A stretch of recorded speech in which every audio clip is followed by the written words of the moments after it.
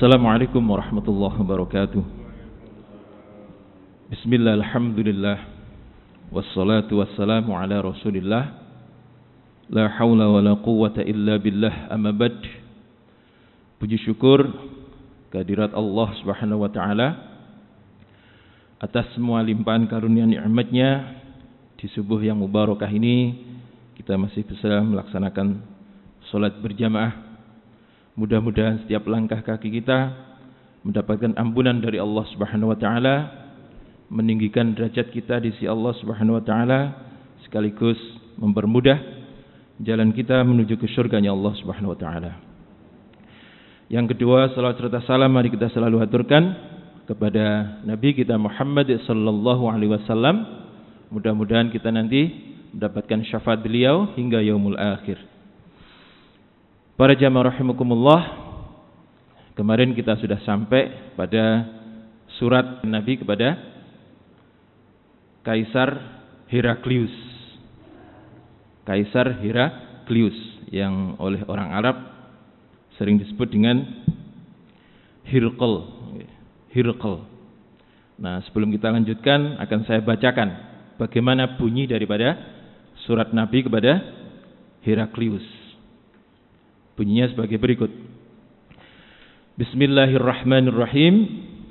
Min Muhammadin Rasulillahi ila Hirqil Azim Ar-Rumi. Salamun ala manittaba'al huda. Amma ba'd. Fa inni ad'uka bidi'ayatil Islam. Aslim taslam. Wa aslim yu'tikallahu ajraka marrataini. Wa in tawallaita fa inna 'alaika ismal arisiyin. Kemudian ditutup dengan salah satu ayat, ya ahlal kitabi ta'alu ila kalimatin sawa'in bainana wa bainakum alla na'budu illallah wa la nusyrika bihi syai'aw wala yattakhidha ba'duna ba'dhan arbaban min dunillahi fa in tawallaw faqulu asyhadu bi anna muslimun. Itu surat Nabi kepada Hirqal yang artinya kira-kira demikian. Min Muhammadin, dari Muhammad Rasulullah utusan Allah, ila Hirqil Azim, kepada Heraklius yang agung. Salamun ala manittaba'al huda.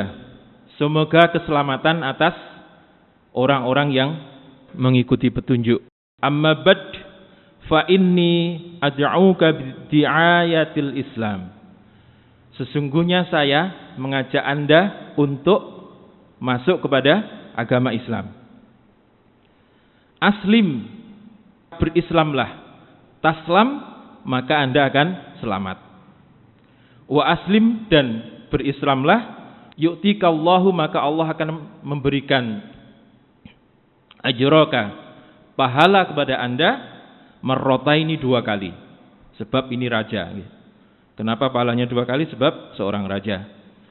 Kalau raja itu kemudian masuk Islam, maka anak buahnya atau rakyatnya itu biasanya lebih cepat masuk Islam juga. Oleh karena itu kemudian dia akan mendapatkan 2 pahala. Nah, kemudian dilanjutkan, wa in tawallau, maka jika Anda menolak, fa inna 'alaika, maka sesungguhnya atas engkau, ismal arisiyin, dosa orang-orang Arisiyun. Nah, siapa Arisiyun ini nanti akan kita jelaskan. Nah, para jamaah rahimakumullah, dari surat Nabi ini ada beberapa poin yang bisa kita ambil pelajaran. Yang pertama adalah ila Hirqil Azim. Beliau menyebut nama Hirqal, kemudian disisipi dengan kata Azim atau yang agung.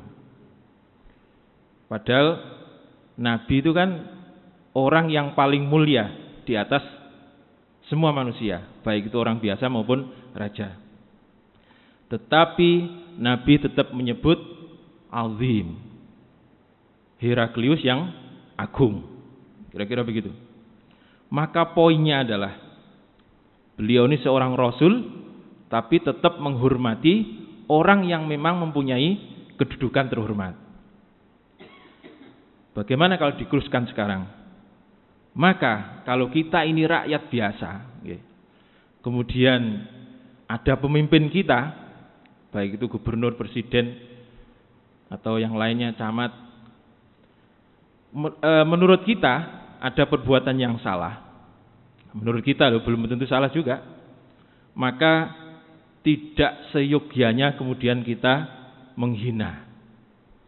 Hirqal ini orang Kristen, Nasrani, jelas salah itu, tetapi Nabi tetap memakai kata-kata azim, yang mulia. Maka kalau ada pemimpin kita sekarang mungkin yang menurut kita salah, yang belum tentu salah sebenarnya, maka tidak sepatutnya kita kemudian menghina dengan cara membuat yang rame Pak kemarin tuh, membuat mural, membuat mural dengan cara seperti itu, atau hinaan-hinaan yang lainnya. Bahkan ada seorang ulama mengatakan bahwa seandainya saya ini mempunyai satu doa yang pasti dikabulkan Allah, maka doa itu akan saya gunakan untuk mendoakan imam saya, pemimpin saya. Maka muridnya mengatakan, kenapa demikian wahai Syekh? Sebab kalau doa itu untuk saya, ya siapa saya? Tetapi kalau doa itu untuk pemimpin saya, untuk pemimpin kita, maka kalau pemimpinnya baik, maka rakyatnya akan menjadi baik. Kira-kira begitulah. Jadi tidak sepatutnya kita itu kemudian menghina, mengolok-olok pemimpin kita, baik itu camat atau bupati, wali kota, apalagi presiden. Kira-kira ngoten. Itu poin yang dapat kita ambil dari surat Nabi yang pertama.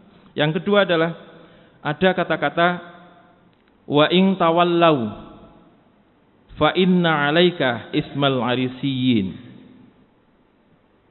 Dan seandainya atau jika Anda menolak Islam, maka Anda juga akan menanggung dosa-dosa orang Arisiun. Nah, sekarang siapa Arisiun ini? Akan kita bahas. Jadi kekaisaran Romawi itu Pak, itu dulu mempunyai wilayah yang sangat luas. Sehingga kemudian ada seorang tokoh yang mungkin ada bermasalah dengan wilayah barat. Jadi kalau wilayah barat itu ibu kotanya di Roma, kotanya masih ada, Roma, yang dekat Vatikan itu yang wilayah barat. Kemudian ada seorang tokoh, namanya Konstantin, itu kemudian membangun kota tua.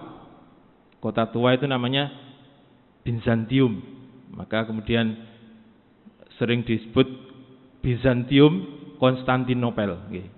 Nah, kota tua ini kemudian dibangun oleh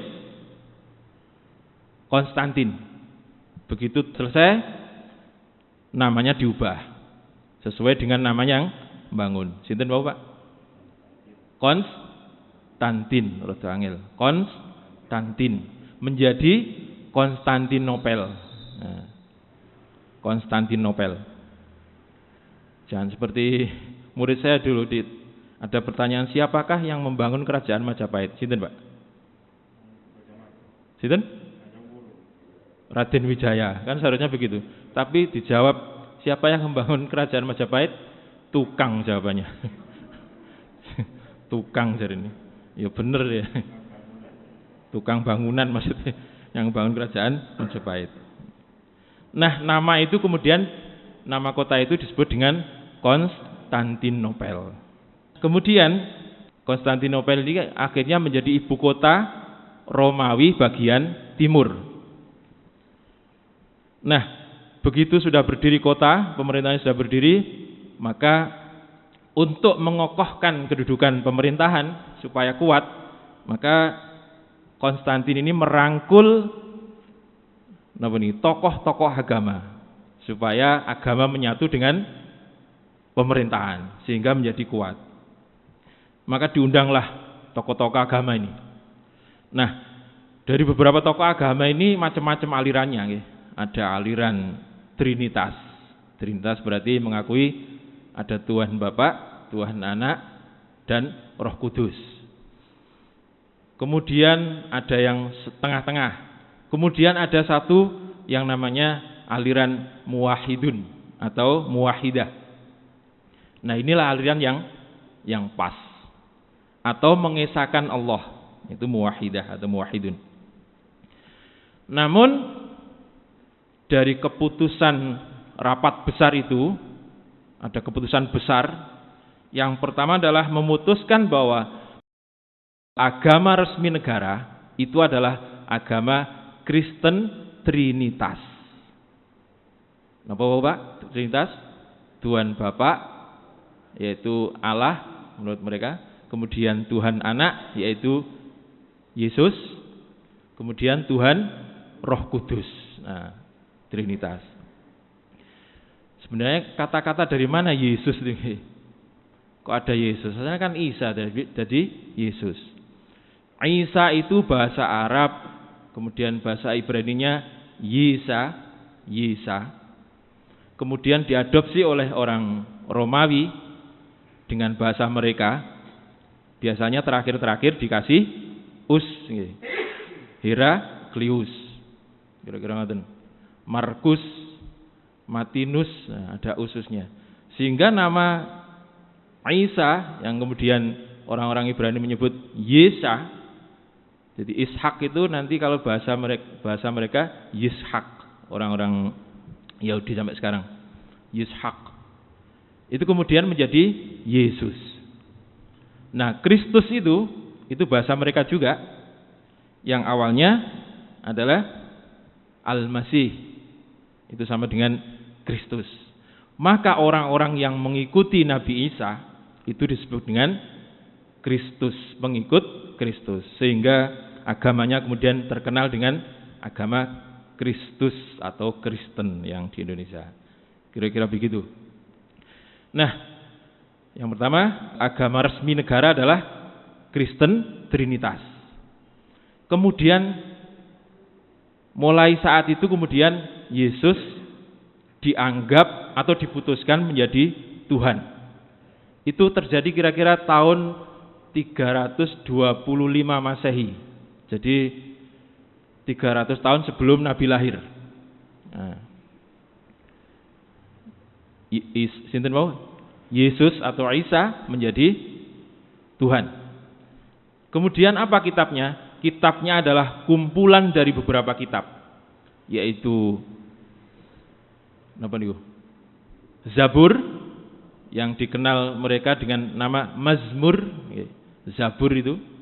Kemudian Taurat, yang dikenal mereka dengan Perjanjian Lama. Kemudian yang terakhir Injil, yang dikenal dengan Perjanjian Baru. Itu dijadikan satu yang mereka menyebut dengan bahasa mereka Biblos. Biblos. Maka kata Biblos ini kemudian diadopsi bahasa Inggris menjadi Bible. Bible. Lalu apa Biblos ini?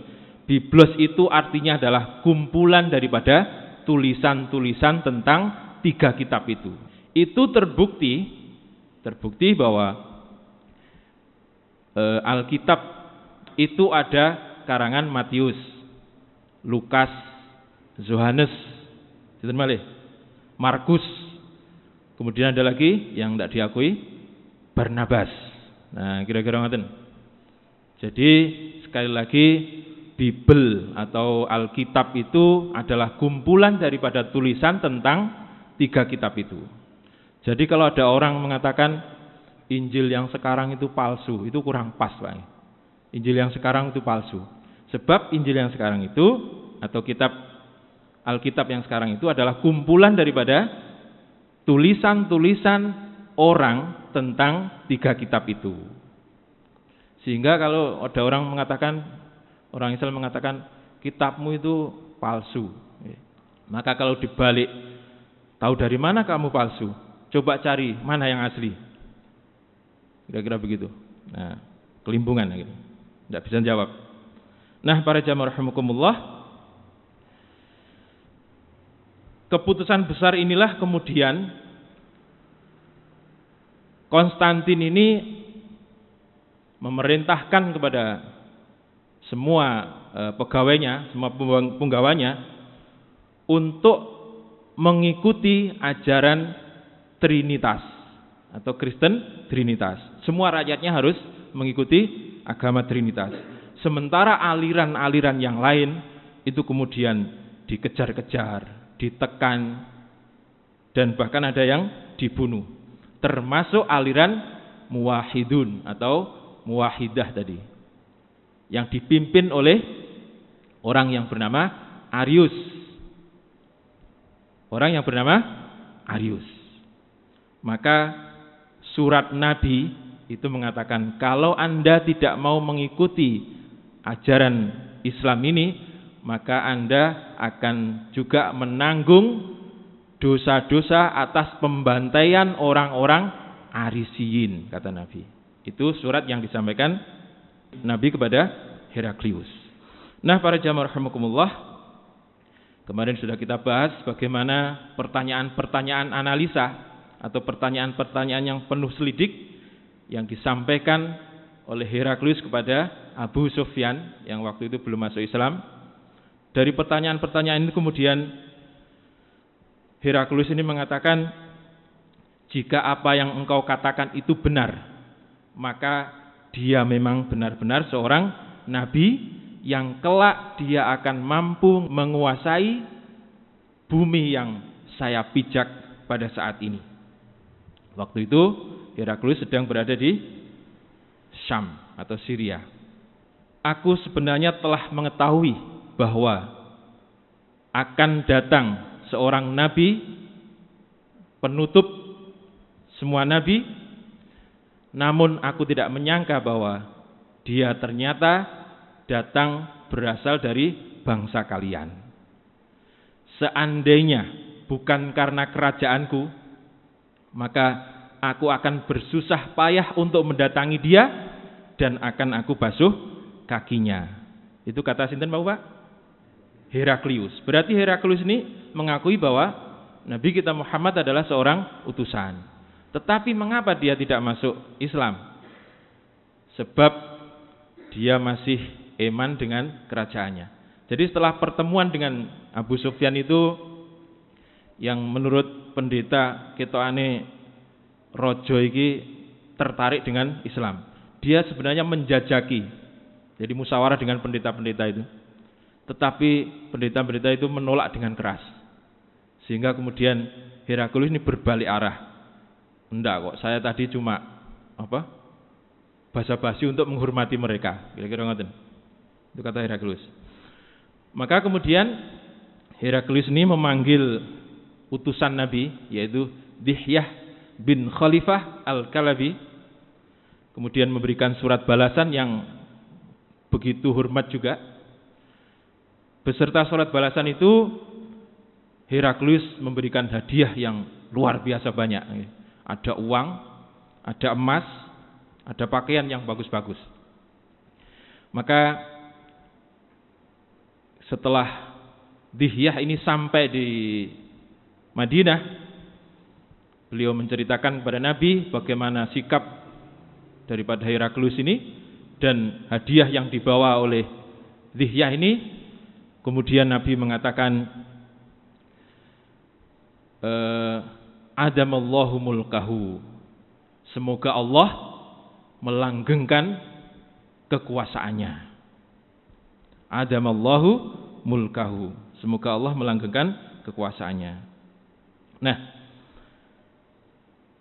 dengan doa Nabi inilah kemudian Romawi ini masih bertahan cukup lama. Walaupun nanti ada bentrok antara pasukan muslimin dengan pasukan Romawi.